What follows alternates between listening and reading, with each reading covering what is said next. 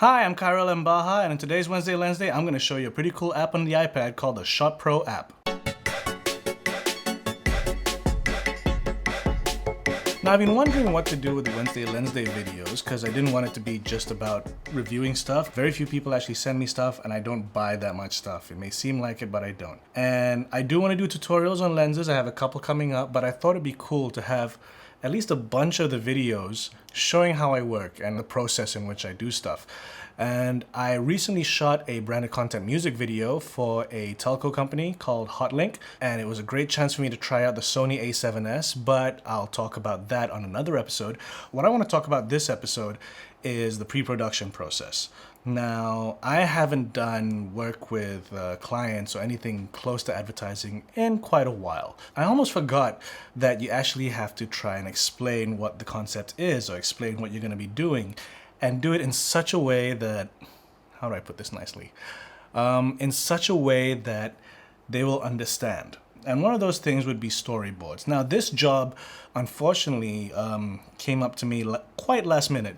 So I really didn't have a chance to do up storyboards or draw them. Usually I will. So I'd heard about this app called ShotPro for iOS devices. And it's a very, very cool app because it's not a storyboarding app, which you'd think I'd be looking for. And there are plenty of storyboarding apps out there. But this was a pre-viz app. Now what that means is it's basically a software that lets you pre-visualize everything in 3D.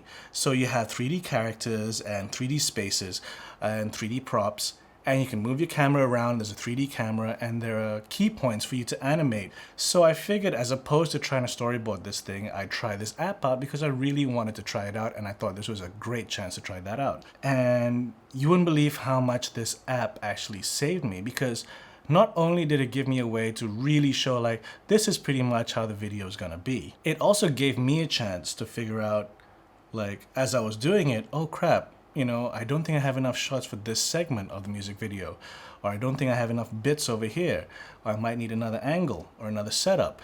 So it was helping me as well to figure out how I was gonna shoot the thing. Now I'm gonna show you how this app works. Yeah, it's Touch ID, so there's no way you guys are gonna get my password. And let me find ShotPro app, there it is. Now, the way the app works, like I was saying, as you can see, there's a whole bunch of clips that I've already opened up here. I'll show you what those are in a bit, but let's just play around with one basic video here. So this is the first screen that you get. Now over here you have your environment. There's a camera, there's an actor, and there's a backdrop. And the cool thing about this, and there's your little preview screen. Now, the cool thing about this app that I found was that it really helped me to pre-visualize stuff. So here I am moving the camera around, and you can see the shot changing. You know, and it's pretty intuitive. I never really had to open the manual. And with that, I'm able to raise or lower the camera, you know, rotate it, tilt it, even mess around with the depth of field. So as you can see there, he's gone blurry. And I'll bring him back into focus. There we go, shallow depth of field.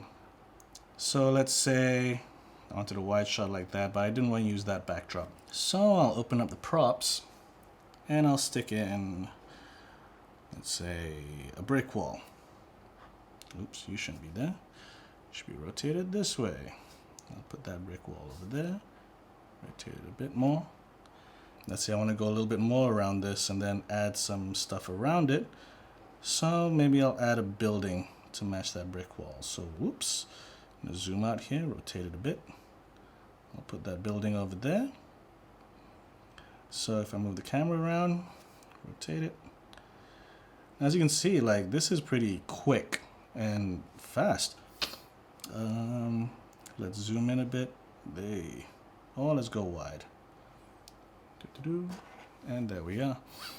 The environment right now, it's supposed to be sunny, and I can change the angle of where the sun is. So let's say I'm keeping him in the shade over there like that, and I want to light him up. So let me add some lights over here.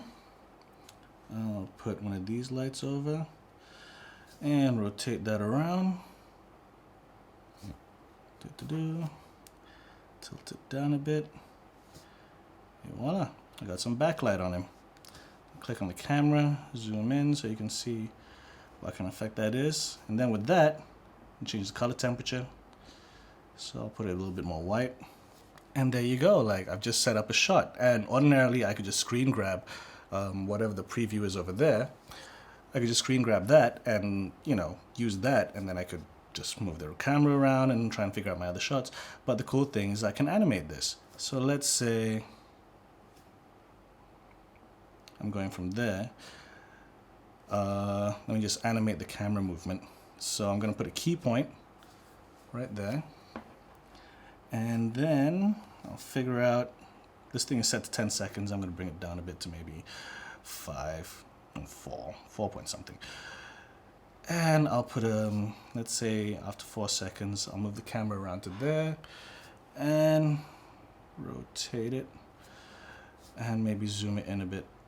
Oop, too much rotation there.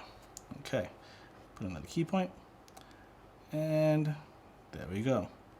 Playback, and hey, camera moves around. And now you notice the character is actually moving around as well. You know, he's kind of just moving his head around and all that stuff. That's another one of the cool things with this, things that you can animate the characters. So let's zoom in. Things I can do, for example, I can change the expression on his face. So I can make him angry. Let's go to the close-up part. I can make him angry or bored. I mean, they're really silly expressions, but, you know, they help you get the idea. Smiling, they got freaky smiles up in here. Maybe in his left arm. Maybe I want to animate his left arm a little bit more. So, see, I can move that arm around wherever I want. Aim his head. He looks a bit weird right now with his hand up like that. Maybe he's talking. So, if I play that back, see his lips are moving. There you go. And let's say I wanted to put key points for his hand. So, let's say I'll start with the hand down. Put a key point there. Move over to about there. Then I'll put his hand up. Add another marker. And there we go. Playback. And he's putting his hand up. Done. I can move him around as well. Like, let's say I wanted him to move from that point over to another point, and I wanted him to walk. So I'll pick, in terms of animations, over here, I can pick, let's see, walking, W, walk. Walk 1. All right. Put a key point there. Then move over to the other point, and maybe he walks up that much. Ew, a bit much. And put another key point there. Then he walks over to it. Ta-da! Done. You see how quickly I'm doing this. And you're not limited to just this one goatee guy. There's, let's see. Hey, we got a woman over here. Or some sleeveless shirt dude. A military guy. Ethnic looking bandana woman. African American. A whole bunch. Let me just delete some of these because it's getting a bit crowded over here. You know, but there's a whole bunch of characters, like we scroll through here, and some of them have the HD thing, which means that you can animate their face or whatever. And then you have these other characters where they can do the basic gestures, but they can't animate their face. Like, for example, this app seems to really think that a large demographic is going to be shooting zombie movies because they have tons of stuff for zombies. So let's say I'm going to put the zombie back behind him. Now, let's say I can have him zombie. Let's have him walk injured. So I'll put a keyframe there, and then once we get to the end, I'll have him over here. Or here. Bump. And there you go. Playback. And the zombie's crawling up to the dude. Of course, there's a whole bunch of other stuff that I could do. Let's say, in terms of the props, I wanted to put, I don't know, a vehicle in the background. Let's say this rusted up car. Let's put this car over there. Yeah, that's not blocking anything. Put that car over there. And let's set the car on fire. So effects, fire. Put that over the car. And there you go. You can change the environment as well. Let's say I want to make it nighttime. No smoke, just night. All right. So there's my night. I don't want any daylight light either. Pump. Okay. I can even change the overall white balance of the ambience. Let's see, I want it more blue or down, or yellow. You know, there's a lot of stuff you can do with this. A lot of very interesting stuff. And that's one of the things I like about it, because it helps me figure out what I'm going to be doing. And then once you're done with it, you know, you can just go into your main spot here. All the clips that you do, it'll play it all back in order. And let's just press play. And there you go. Here comes the zombie. And that is some really random stuff that I did another time.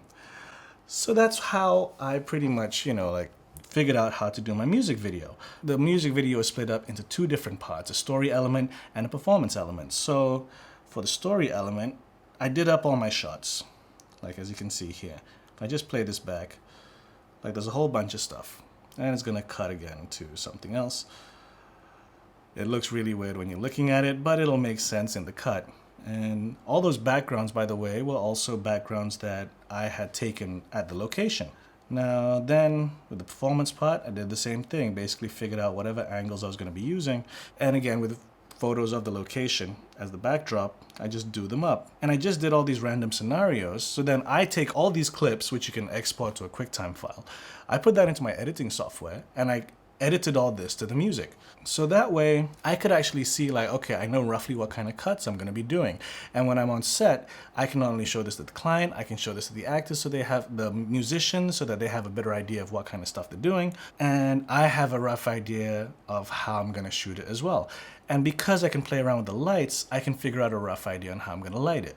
Of course, it has its limitations. Like if you watch this, my talent isn't African American, you know, that's not how my female talent is going to be dressing, and that's not how my male talent is going to be dressing. And of course there's the worry, like, what if I get called up on, are they going to dress like that? Which I didn't. What I did get called up on is like, are the expressions going to be like this? Which I was like, no, these are computer generated images. But you know, you get questions like that from time to time. Now and then when I've edited everything together and then you play it back with the music video, it's pretty much the same thing.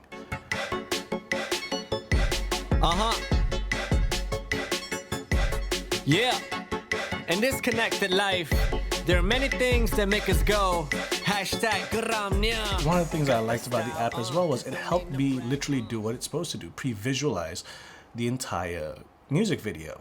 It helped me figure out that I needed some shots somewhere else. It helped me figure out the pacing.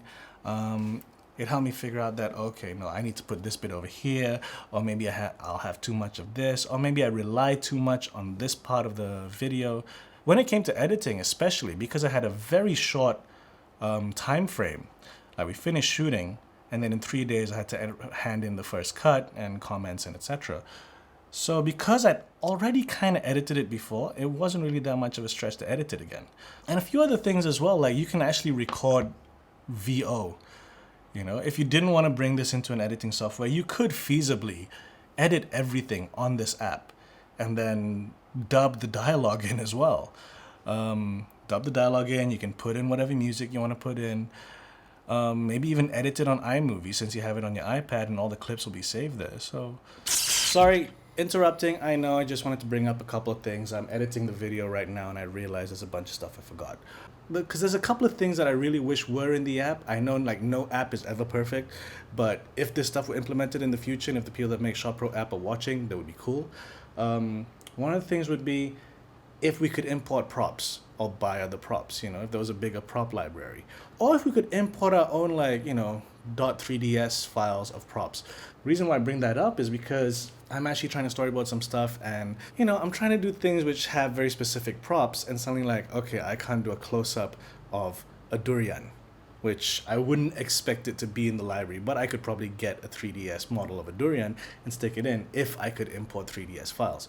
Other thing would be if you could change their wardrobe around. That's a minor squabble, but it would be nice. When I'm playing Tony Hawk Underground, I can create a character and change their wardrobe and stuff. It's limited, but I can, you know, modify it a bit. It would be cool if there was something like that on this app. The other thing would be if we could have more than one backdrop. Like right now, the way the app is set up, you have all these props and you have one space allocated for a backdrop. As you saw in the video that I was shooting and the pre-viz that I did for it, I had the backdrops of the actual location. And one cool thing is that if you take a panorama, it'll load up the entire panorama. You're not stuck by the dimensions of the backdrop shape. But it would be cool if you could have one backdrop there and another backdrop there, you know? So instead of being limited to the walls that you have, you could just use these blank backdrops and put whatever pictures and kind of actually create the same set that you're actually going to be shooting in. It'd be nice if stuff like that was in. Like, don't get me wrong, there's so much in the app already, and like right now with the pre-viz I'm doing where I needed a durian, I'm just using a random rock and just resizing it, but it would be cool. So those are some of the additional features that I wish were in the app, and who knows, maybe it'll be put in the future. Just wanted to add that because I just thought about it whilst I was editing, so yeah. And now I will show you a video of my cat Tina. Sorry for the interruption. There you go. It's a really handy app. It's called ShotPro. Definitely check it out. It's, if I'm not mistaken, $29.99 on the in the App Store, and yeah, it's a bit pricey, especially in this region, because 30 USD is pretty high to be paying for an app, but it is a handy app. I'm actually going to be using this app a lot now, because it's really rare that I find an iPad app for filmmaking where I go, oh my god, this is actually really useful. I've used an iPad a number of times when it comes to filmmaking. Like I said, I've used the paper app for drawing, which I like a lot. I've even used apps on the iPad to slate shots, which is handy, but this one actually really helped my workflow in a way that I didn't expect. So yeah, ShotPro app, $29.99 USD on the App Store. Go check it out for iOS devices. And see you next Wednesday Lensday.